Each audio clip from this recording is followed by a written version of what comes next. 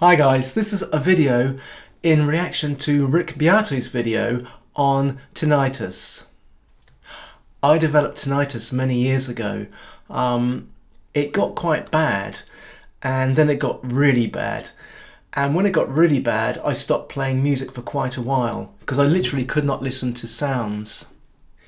In between that time, I tried lots of different remedies, lots of different sort of new age ideas, and none of these things worked. I also tried lots of earplugs because the assumption is if sound is quiet, then it will go away or it won't be so bad, which is true to some degree.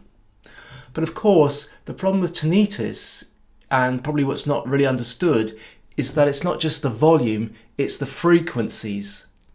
So for instance, certain frequencies might not affect one person in the way that they will affect another.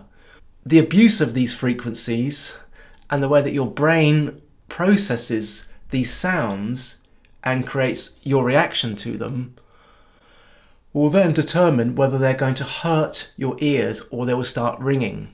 Because in your ears you have these little hairs, and these hairs can literally get damaged. This in turn will offset like a ringing sound.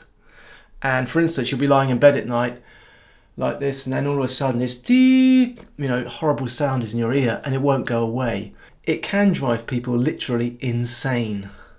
Now, if you're a musician, you're literally finished, because it's very difficult to, not just to deal with the pain, but how can you mix a record? How can you write for an orchestra? Because you have to hear, you need this hearing perception. For me, it was one last ditched attempt, because I went into this shop and there was a guitar magazine, and I thought, well, I don't really want to look at it because I can't really play anymore. But I looked through the pages and there was this article about these earplugs, these Moulded musicians earplugs. Anyway, I got these earplugs and I can remember the night I put them in. And I was playing piano, and I didn't feel any pain. And so I played some more, and I still didn't feel any pain. And I played more and more and more and more, and still no pain. There's still a slight kind of airy resonance in my head, but no pain. And it was just amazing to be able to play music again. We don't realise how lucky we are to be able to play music, how lucky we are to listen to music, to hear it and it not be painful. If there's one crucial element to tinnitus and tinnitus avoidance, that is to understand how the sound is going into you. So for instance, if the sound is just going directly into your ears, it will cause pain because it will trigger that reaction in your brain.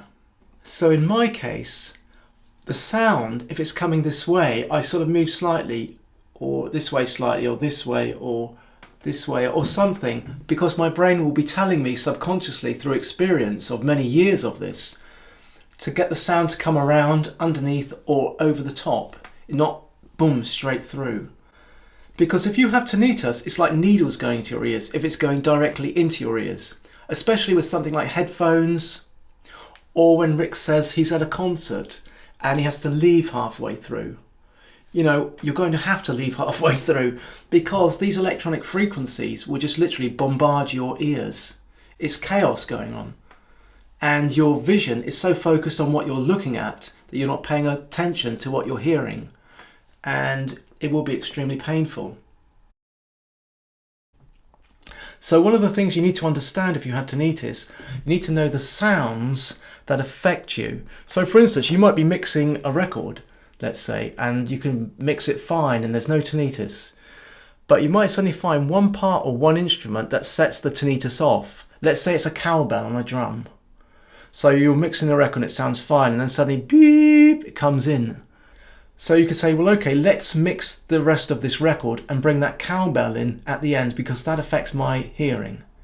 And then I'll mix it last of all with musicians' earplugs or something. That's fine. That way you can cope and you can deal because you know what affects your ears. If you don't know the sounds that set off the tinnitus or the frequencies or what the sounds are that they're going to come from, then you do have a problem because you're in a state of chaos.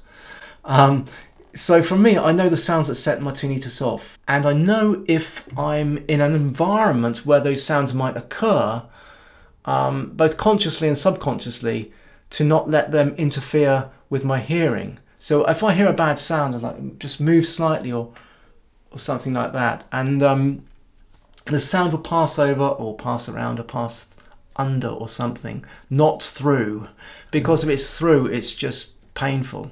So when Rick says that sometimes he doesn't get tinnitus, it goes away, it might be, or more than likely is, because when he's listening subconsciously, he's moving slightly just like this, or moving down just like this, or moving just slightly like this, or moving away just like this. Because the brain, after a while, when you have experience of having this for a long time, will tell you subconsciously to move slightly, to move so that the sound goes over or under or around, as opposed to through the ears.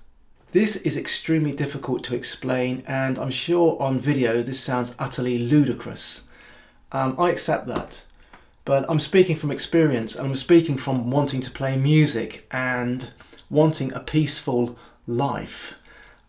You have to understand these frequencies, you have to understand your response to them, and you have to understand the frequencies that really disrupt you the most.